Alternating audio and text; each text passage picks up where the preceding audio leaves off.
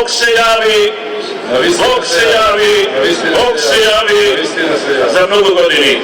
Со овие зборови христијаните се поздравуваат на овој голем христијански празник Богојавление Водици. 17 годишниот Ѓорѓе Николовски го фати осветениот крст во водите на реката Вардар во Скопје. Се верува дека тој што ќе го фати крстот, ќе го следи среќа и благосостојба во текот на целата година. Годинава беа пријавени 157 капачи. Со Господ напред се најдобро за сите. Господ е голем, Господ гледа све. Никој не може против Господ, за сите да имат единство, да се обедини Македонија, македонскиот народ и се најдобро. Амин. Чествувањето на големиот христијански празник Богојавление Водици започна уште во раните утрински часови со света литургија во црквата Рождество на Пресвета Богородица.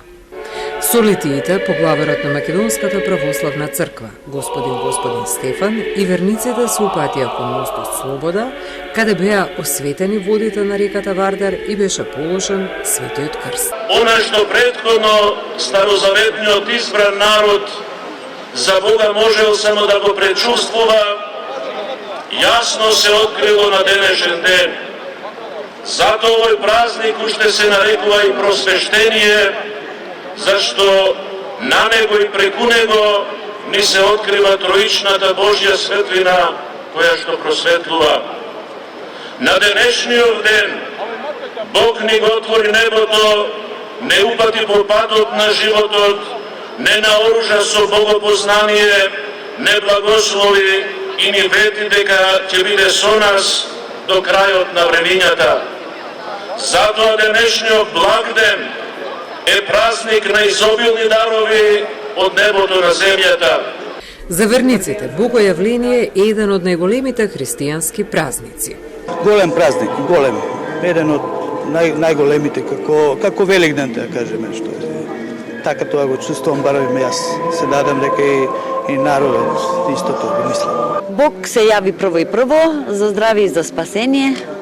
Фамилија да ни е здрави и жива, сите да бидеме здрави и живи, да се плодиме, да имаме повеќе народ. За мене представува символ на христијанската традиција, еден од најголемите христијански празници кои што носи радост, среќа, значи поминување на оние некрстени денови.